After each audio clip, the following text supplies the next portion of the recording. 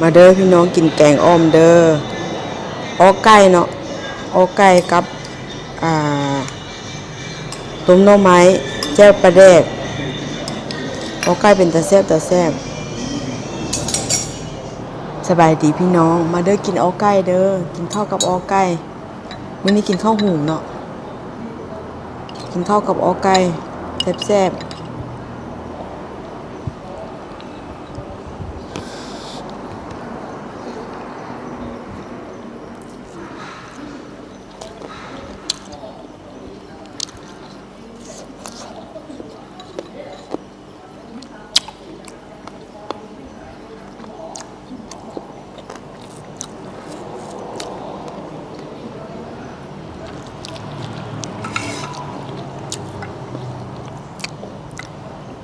เขาจะใส่ผักขะแยงน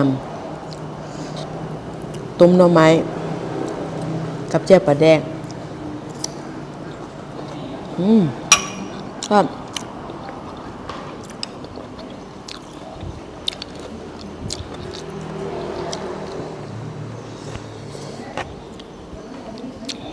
ใส่ผักขะแยงมาไหมมาไหมชิมบ่ไม่อยากเลยออกไก่ไม่ซื้อมาเท่านั้นเลยวะแซ่บแซ่บเลยเนาะไอ้ตอนน้อยเราผมมี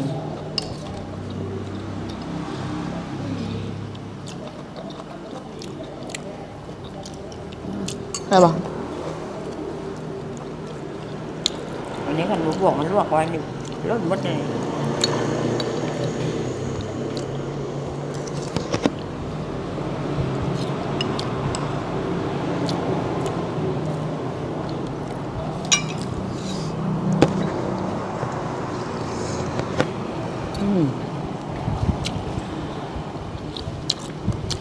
ออกไก่แซ่บ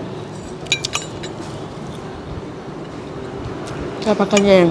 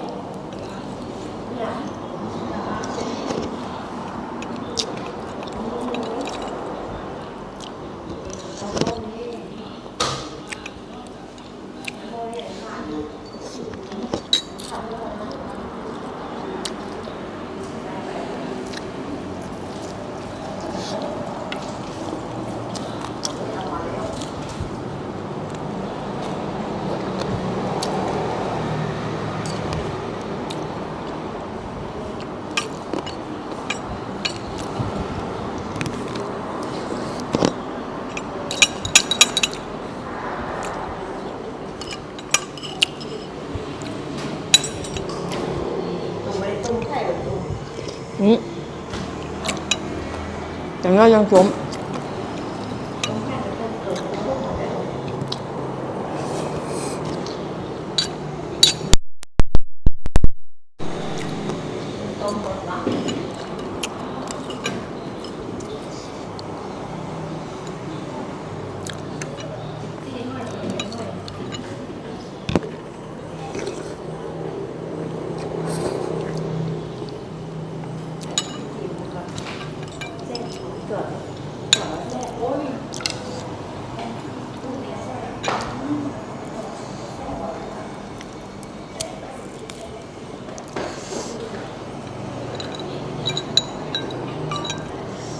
แจ่วปลาแดก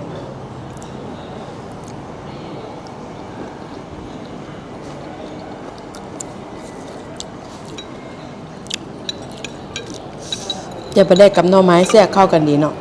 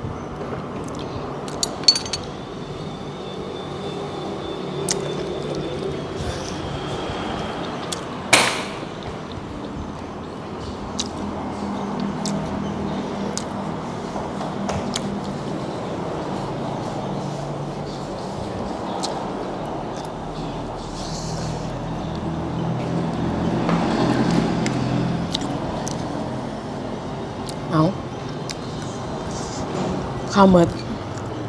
แซ่บมื้อนี้อาหารแซ่บเนาะเอาขอบใจ ขอขอจบคลิปนี้แต่เพียงเท่านี้ เจอกันใหม่คลิปหน้า ขอขอบใจนำทุกคนที่กดไลค์กดแชร์กดติดตาม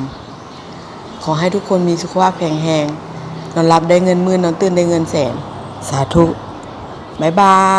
ย